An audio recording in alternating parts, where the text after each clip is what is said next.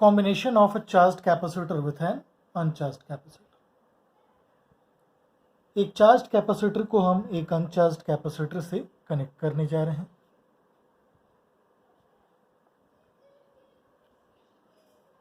से इसका charge Q0, capacitance C1, capacitor C2 जो है इनिशियली अनचार्ज्ड है. ठीक है. स्विच को क्लोज करेंगे तो ये चार्ज्ड कैपेसिटर इस अनचार्ज्ड कैपेसिटर के साथ कनेक्ट हो जाएगा.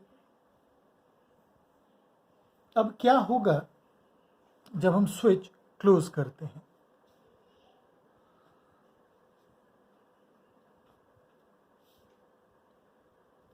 स्विच को जब क्लोज करेंगे तो सेटअप कुछ ऐसा दिखेगा. ठीक. वी नो दो पॉइंट्स के बीच का पोटेंशियल पाथ पे डिपेंड नहीं करता है, बिकॉज जो फील्ड है वो कंजर्वेटिव होता है. हेंस उस फील्ड का वर्क पाथ के इंडिपेंडेंट आएगा. मीन्स चाहे हम ऐसे जाएं या ऐसे, इन दो पॉइंट्स के बीच का पोटेंशियल डिफरेंस सेम होना चाहिए. नाउ इस पे चार्ज था C1 पे, इस पे कोई चार्ज नहीं था, तो अगर इस पाथ से जाएंगे तो पोटेंशियल डिफरेंस जीरो दिखेगा. क्यू ही नहीं है, क्यू जीरो है, बट इधर से तो दिख रहा है. और हम लोग ये भी जानते हैं कि ये चीज पॉसिबल नहीं है. Means there would be some transfer of charge. मान लीजिए इस पे क्यू चार्ज आ गया, तो इस पे कितना बचेगा? Q0 minus Q. अब दोनों का वोल्टेज सेम करना है, या फिर आप किरचॉफ्स सेकेंड लॉ यूज कर लो. एक पॉइंट से स्टार्ट करके वहीं पहुंच जाओ. नेट पोटेंशियल डिफरेंस कितना होना चाहिए? जीरो. तो Q0 minus Q by C1, ये पोटेंशियल डिफरेंस अगर हम ऐसे जा रहे हैं, अब ऐसे आते हैं, तब potential difference Q by C2.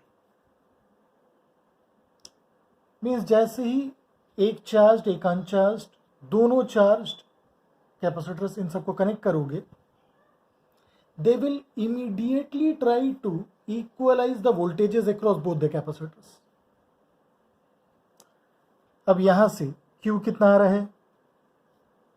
Q0 C2 by C1 plus C2. ठीक है.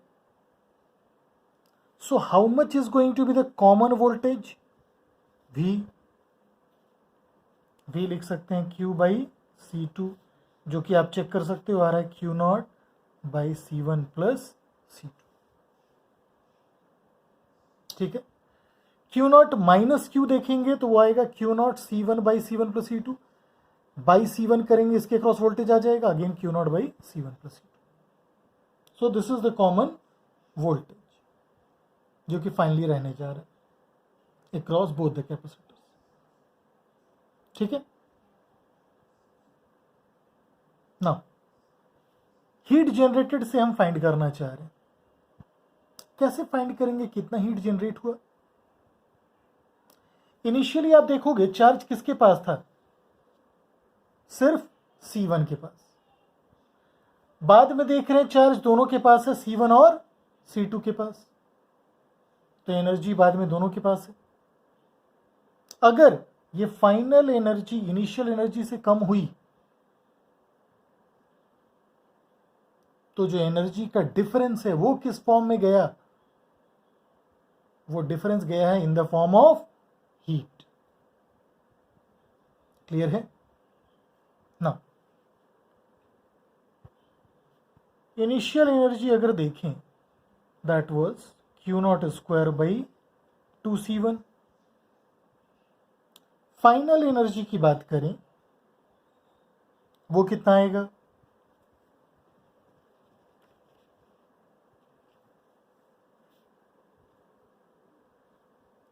हाफ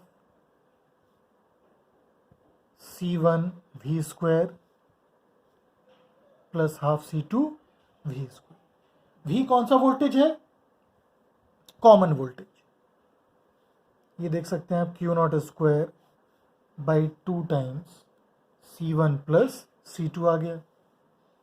सो जो लॉस ऑफ एनर्जी है, ये फाइनल एनर्जी डेफिनेटली इनिशियल से क्या दिख रही है? कम दिख रही है। So this is U initial minus U final.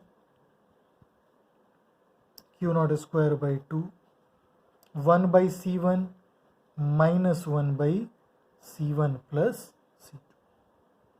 तो V कॉमन देखिएगा, ये फॉर्मूला रटा रटा रहे तो ज़्यादा अच्छा रहेगा। ये आ गया आपका Q not square by 2 C2 C1, यहाँ पे C1 प्लस C2। क्लियर है? So this is step by step procedure कि हम लोग कैसे फाइंड करते जाएंगे हीट एंड कॉमन वोल्टेज।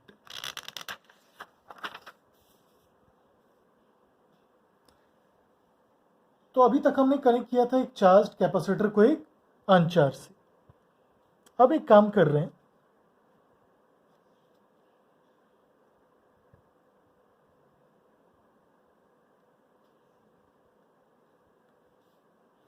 एक चार्ज कैपेसिटर को दूसरे चार्ज कैपेसिटर से कनेक्ट करके देखते हैं।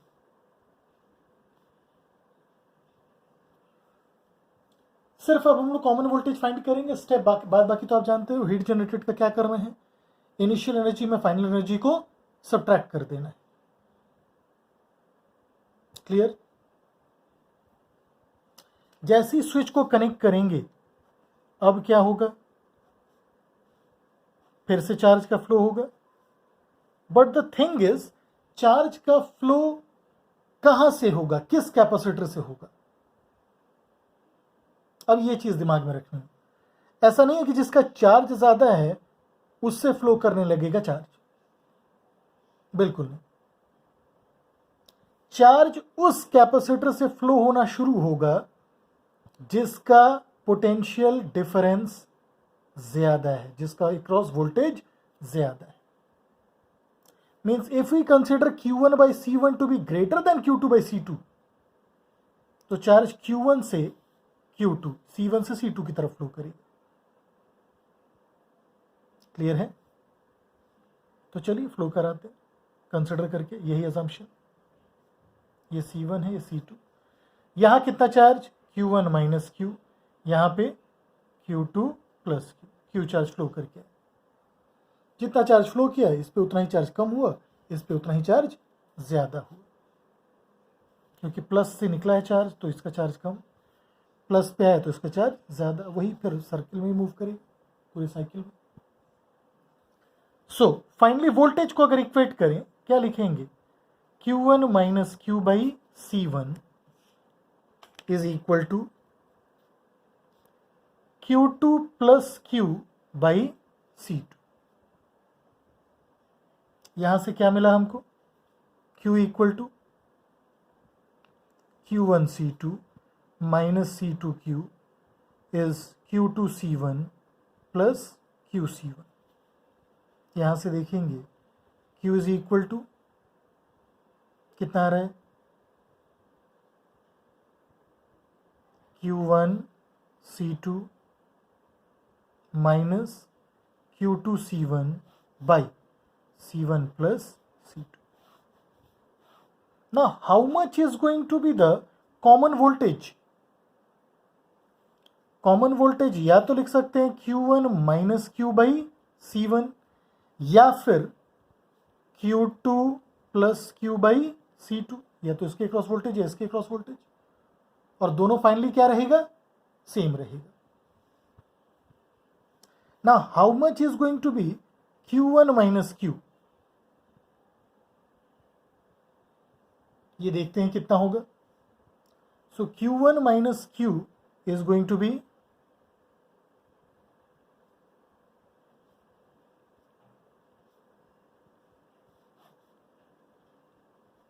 ध्यान से देखिए तो Q1 C1 बचेगा, Q1 C2 Q1 C2 cancel, minus minus plus, तो ये बच रहा है Q1 plus Q2 into C1 by C1 plus C2।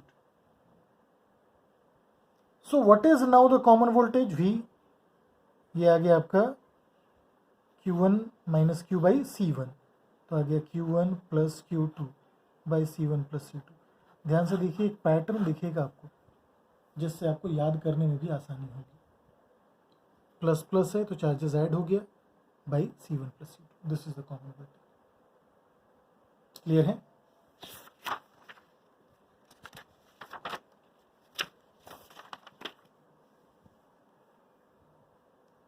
Now से एक कैपेसिटर, फिर से दोनों कैपेसिटर चार्ज है, लेकिन पोलैरिटी कुछ अजीब सा है। Q1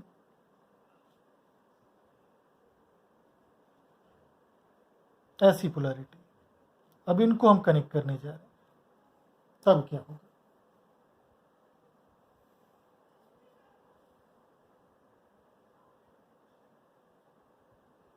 क्लियर है? फिर से जिसका वोल्टेज ज़्यादा है उससे चार्ज फ्लो करेगा इस केस में। यहाँ वोल्टेजेस से कोई मतलब नहीं रहेगा। देखिए ध्यान से, चार्ज का न्यूट्रलाइजेशन सीधा शुरू होगा। इससे पॉजिटिव चार्ज अगर इधर फ्लो करेगा तो ये इसके नेगेटिव चार्ज को न्यूट्रलाइज करने लगेगा। मीन्स इस केस में जहां भी चार्ज ज्यादा है उससे कम कैप चार्ज वाले पे चार्ज फ्लो होना शुरू होगा। क्लियर? से ये C2 है कैपेसिटेंस, ये C1। ठीक है?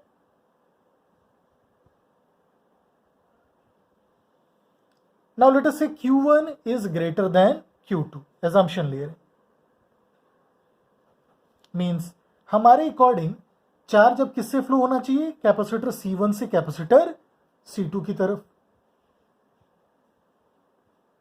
तो सबसे पहले ये इसको न्यूट्रलाइज करेगा और फिर और चार्ज जाएगा। तो अगर ये Q चार्ज भेजा टोटल, तो इस पे चार्ज कितना बचा? Q1 minus Q। लेकिन ध्यान रखिएगा, इस पे कितना चार्ज आएगा? Q माइनस Q2, क्योंकि सबसे पहले इसका जो माइनस Q2 था, इस Q में ये जो माइनस Q2 है ये जाकर के, मतलब प्लस Q2 इस माइनस Q2 को जाकर न्यूट्रलाइज करेगा। तो Q2 चार्ज चला गया न्यूट्रलाइजेशन में, बचा कितना? Q माइनस Q2, वही आकर के पॉजिटिव इस पे फाइनली रिसाइड करेगा। चलिए फिर से देखिए, यहां से चार्ज जा रहा है तो सबसे पहले इस माइनस Q2 को न्यूट्रलाइज करेगा, क्योंकि ये पॉजिटिव है तो फाइनली ये भी पॉजिटिव होना चाहिए, नेगेटिव नहीं रह सकता। तो सबसे पहले यहां से चार्ज जाएगा और उसके नेगेटिव चार्ज को न्यूट्रलाइज किया। उसके बाद अब जो फर्दर कुछ और चार्ज आएगा जिससे इसकी पोलैरिटी पॉजिटिव होगी, लेफ्ट वाली प्लेट की। क्लियर है? तो माइनस Q2 चार्ज को प्लस Q2 चार्ज जाकर के न्यूट्रलाइज किया। वो प्लस Q2 कहां से? IC में से आया है। तो बचा कितना चार्ज जो आकर के इस पर रिसाइड करेगा? Q minus Q2, remaining charge. चलिए फिर से वोल्टेज को अगर इक्वेट करें तो क्या लिखेंगे? Q1 minus Q by C1 is Q minus Q2 by C2। Solve करते हैं। Q1 C2 minus Q C2 is Q C1 minus Q2 C1। Q कितना आ गया? Q1 C2 plus Q2 C1 by C1 plus C2। फिर से अगर हम common voltage की बात करें, how much would be the common voltage then? V। ये तो हो गया Q1 minus Q by C1 या Q minus Q2 by C2। चलिए यही फाइंड करते हैं फिर से। How much is now Q1 minus Q? Q1 minus Q1 C2 plus Q2 C1 by C1 plus C2। देखिए तो कौन सा टर्म कैंसिल होगा? Q1 C2 गायब हो जाएगा, तो बच रहा है Q1 minus Q2 into C1 by C1 plus C2। So how much is going to be the common voltage? Q1 minus Q by C1, ये आ रहा है Q1 minus Q2 by C1 plus C2. देख सकते हो जो plates connected हैं plus minus, इसलिए plus को प्लस ली, माइनस को minus, as it is common voltage आ गया. आई थिंक याद रखना आसान होगा इसको.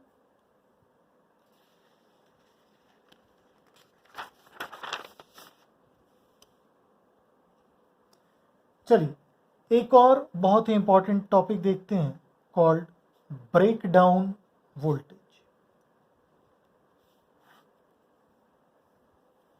ठीक है, what is this break down voltage? The maximum voltage which a capacitor can withstand without breakdown is called breakdown voltage. ठीक है, मान लीजिए ये एक कैपेसिटर है, ये Q charge minus Q charge. Field यहां पे कितना आएगा? Q by A epsilon not. A denotes areas of the plates. अब जैसे जैसे इसका चार्ज बढ़ता जाएगा वैसे वैसे यहां फील्ड बढ़ता जाएगा. अगर फील्ड बढ़ता जा रहा है, there will come a moment जबकि ये medium between the plates conducting हो जाए. और अगर मीडियम कंडक्टिंग हो गया तो ये प्लस माइनस दोनों न्यूट्रलाइज कर जाएगा. ये कैपेसिटर की तरह बिहेव नहीं करेगा, सिंपली कनेक्टिंग वायर की तरह बिहेव करेगा. So this maximum voltage till which breakdown does not take place is called breakdown voltage. या minimum voltage when breakdown takes place, that is also called breakdown voltage. जिस पे breakdown शुरू हुआ minimum voltage, that is breakdown voltage. Maximum voltage जब तक breakdown नहीं हुआ is also breakdown voltage. Clear है? चलिए इस पे क्वेश्चन देखते हैं. एक 1 माइक्रोफैरड कैपेसिटर है. Capacitor C1 equal to 1 microfarad has breakdown voltage 6 volt. Clear है? या 6 किलो वोल्ट कर देते हैं. चलिए. And capacitor C2 equal to 2 microfarad has breakdown voltage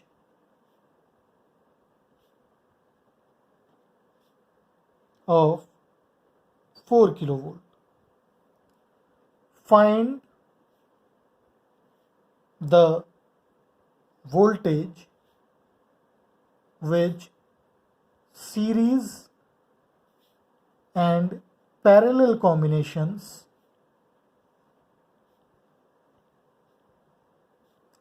of these capacitors can withstand.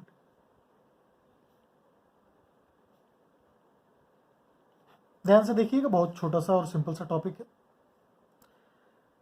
C1 capacitor है 1 माइक्रोफैरड का. Maximum charge इस पे कितना रह सकता है? 6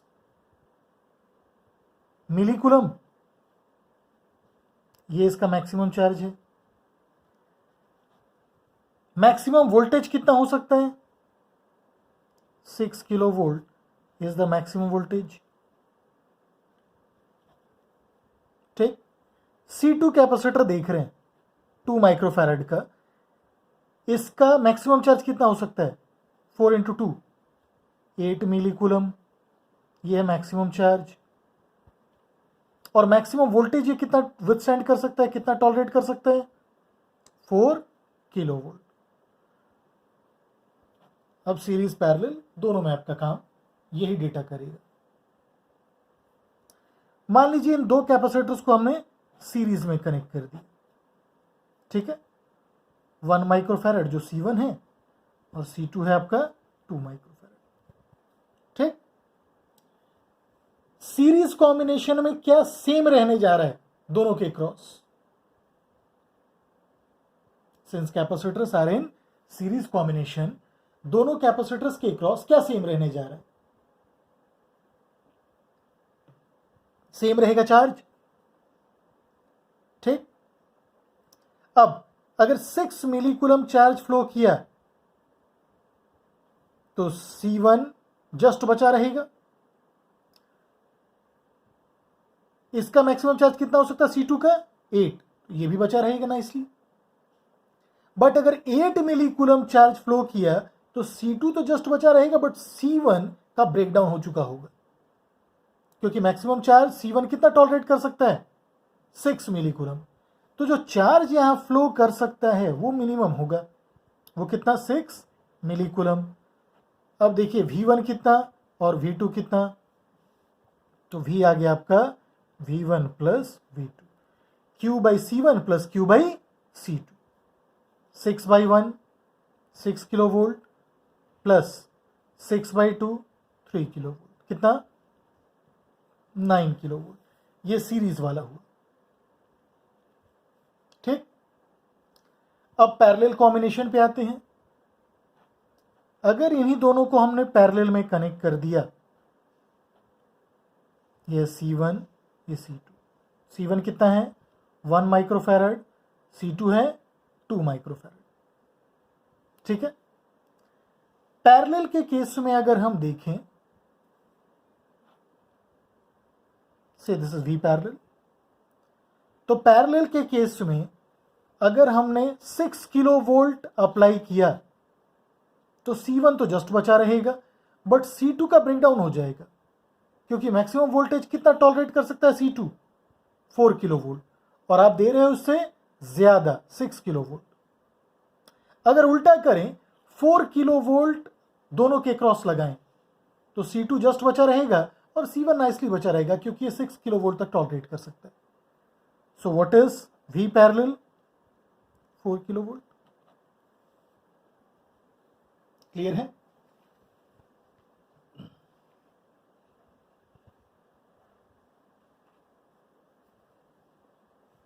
चलिए इसी से रिलेटेड एक और सिंपल सा क्वेश्चन देख लेते हैं हम लोग।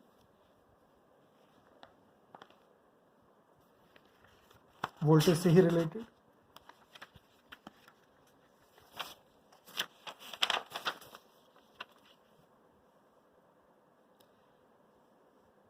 If we have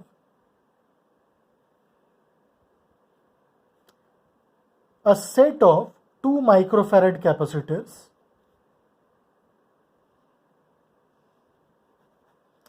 each rated 200 volt,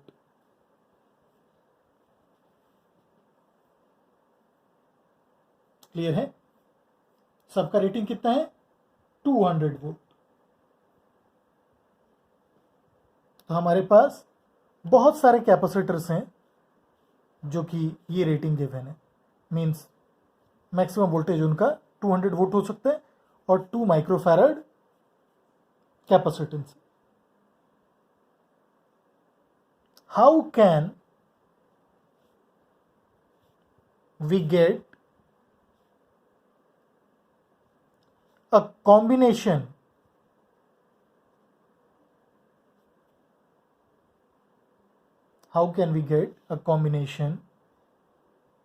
of minimum number of capacitors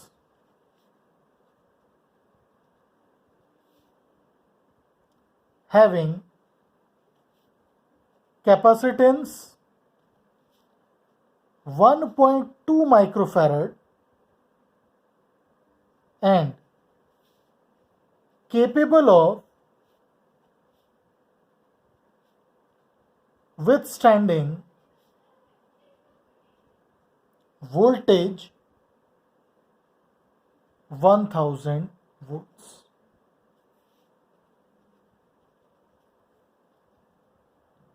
ठीक है, इस तरह के क्वेश्चन में सिंपल सा अप्रोच लगाएंगे। सबसे पहले वोल्टेज का रिक्वायरमेंट मीट करते हैं। एक कैपेसिटर 200 वोल्ट मैक्सिमम टॉलरेट कर सकता है। हमको 1000 वोल्ट मैक्सिमम टॉलरेट करने वाला मिनिमम नंबर ऑफ कैपेसिटर्स चाहिए जिससे हम ये कैपेसिटेंस ला पाए इक्विवेलेंट। तो इन कैपेसिटर्स को अगर हम 5 कैपेसिटर को सीरीज में लगा दें, 200 इंटू 5 1000 आ गया, बट इनका कैपेसिटेंस कितना आया वो देखिए, वो आया 2/5 मीन्स कितना 0.4। अब ऐसा ही एक लेयर और एक लेयर और प्लेस कर दें तो 0.4 प्लस 0.4 प्लस 0.4,